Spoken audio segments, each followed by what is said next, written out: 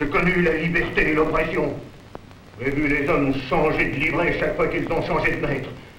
Fidèle au legs, j'ai été sous Robespierre. Il ne sera pas dit que je continuerai à conduire les destinées de ce bastion du cléricalisme. J'attendrai pour reprendre ma place ici que la démocratie chasse à nouveau les tyrans. J'ai dit. Vous avez ma démission.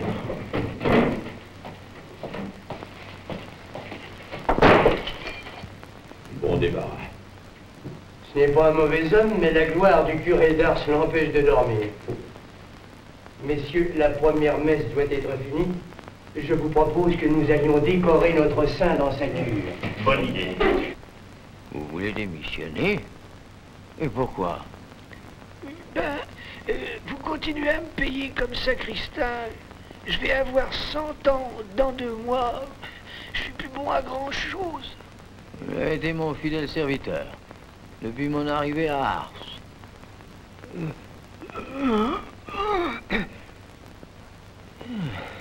Vous le resterez jusqu'au bout.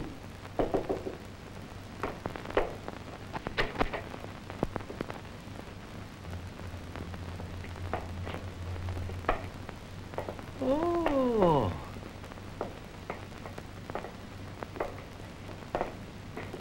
Oh, voilà du monde.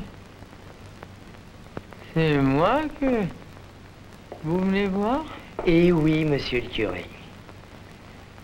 Monsieur Jean-Marie Baptiste Vianney, en vertu des pouvoirs qui nous sont conférés, je vous fais chevalier de la Légion d'honneur.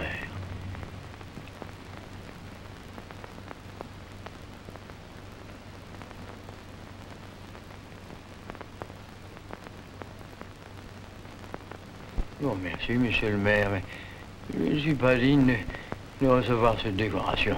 Vous l'avez bien mérité. Non. Je n'ai rien mérité du tout. Vous la donnerez à Albert Lebourg, qui a perdu sa jambe en Crimée. Il la mérite mieux que moi. Mais c'est impossible. L'empereur vous l'a décerné à vous.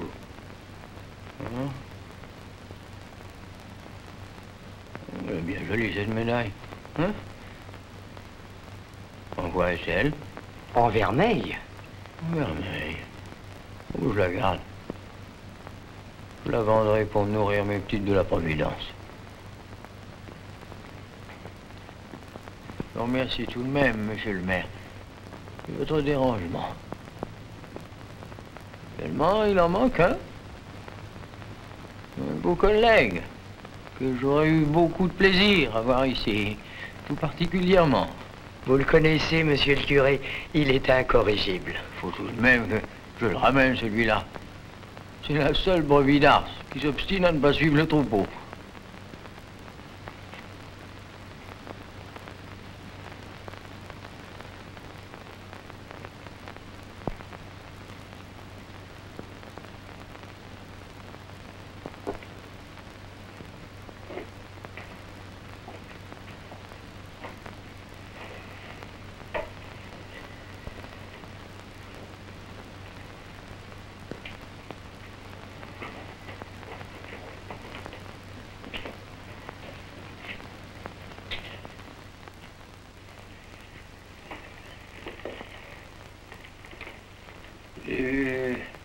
La maison ouverte.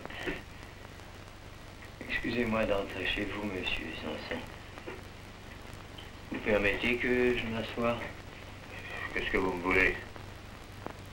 J'ai pensé que depuis bientôt 40 ans que je suis installé à Arles, vous êtes le seul de mes paroissiens que j'ai jamais visité. Il n'est jamais trop tard pour bien faire.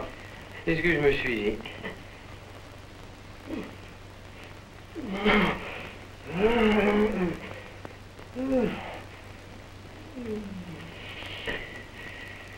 Comme je ne resterai plus bien longtemps parmi vous, je ne voulais pas partir pour le grand voyage sans vous avoir serré la main au moins une fois. À quoi bon? On n'est pas du même bord. J'ai jamais pu souffrir les soutanes. Le cœur, il serait pas. Il serait sûrement de mon côté. Mais l'adversaire n'est pas forcément un ennemi. Il peut même devenir un ami. Ah, n'essayez pas de m'entortiller, vous perdriez votre temps. Et puis, si vous êtes venu ici pour ça, je vous fais remarquer que vous travaillez aussi le dimanche. Il n'y a pas de dimanche quand il s'agit de sauver une âme. Et la mienne n'a pas besoin de vos services. Vous reconnaissez donc en avoir une.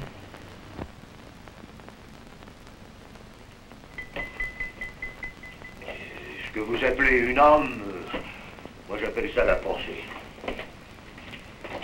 Et voilà tout ce qui nous sépare. Eh bien, cette pensée, il a bien fallu que quelqu'un l'allume, comme votre Bred, et qui souffle dessus pour la faire prendre. Mais voilà, moi j'y crois pas à votre maréchal Ferrand céleste. Et tout ce que vous me raconterez là-dessus ne me fera pas changer d'avis. Je reconnais que dans le fond, vous n'êtes pas un méchant homme. Et vous avez su mener votre affaire. Et si on n'était pas séparés par les idées, j'aurais bu volontiers un verre avec vous. Vous voyez? Mais qu'est-ce que vous voulez? Votre costume noir me fera toujours voir.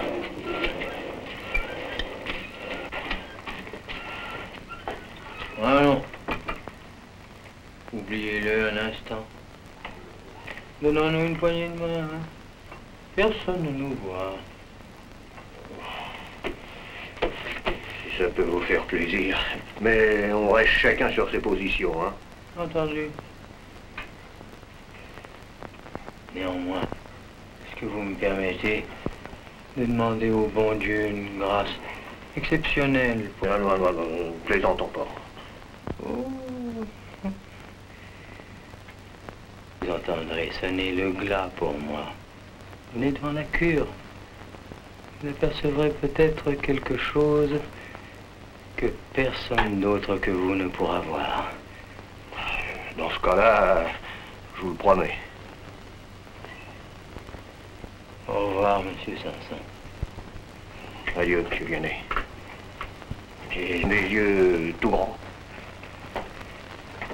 Ah, si vous faites un miracle pour moi, je vous fous mon billet. Ah, je suis fichu de prier pour vous.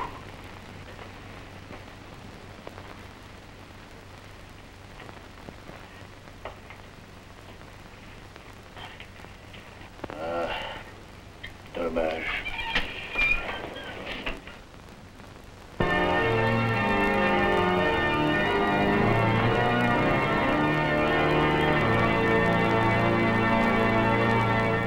Voici que le curé d'Ars va mourir.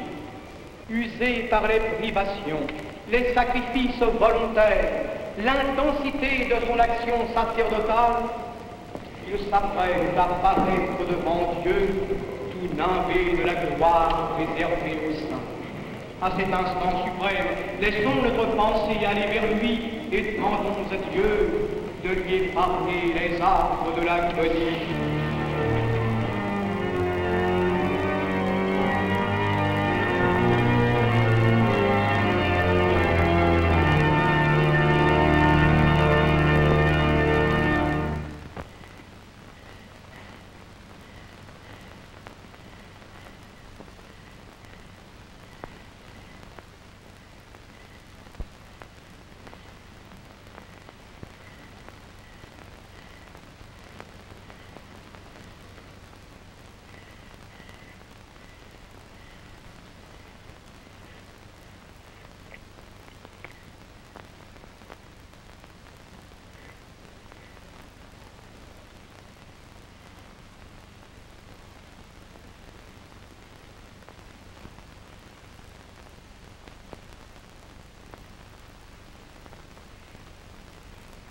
Vous pleurez, monsieur le curé?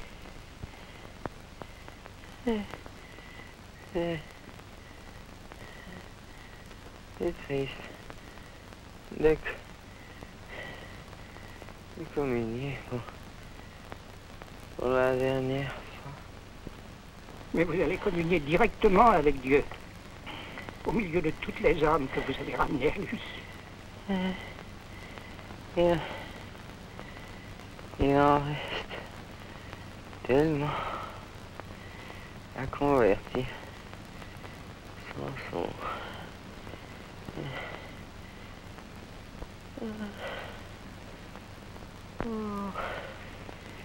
Que le bon Dieu est bon quand on ne peut plus aller à lui. C'est lui qui vient.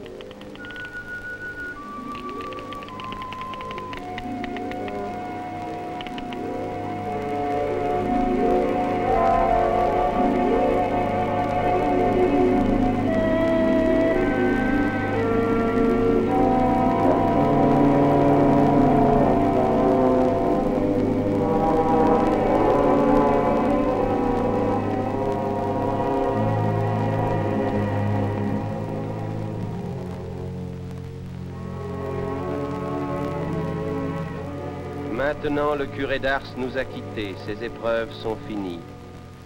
Mais son sublime rayonnement ne disparaîtra pas avec lui. Dans les siècles à venir, son message de charité, de pénitence et de sacrifice se propagera parmi les hommes. Où les saints ont passé, Dieu passe, Dieu demeure. Et figé sous son masque de cire, il reste au milieu de nous, symbole éternel du lien que Dieu tendre entre les hommes et lui.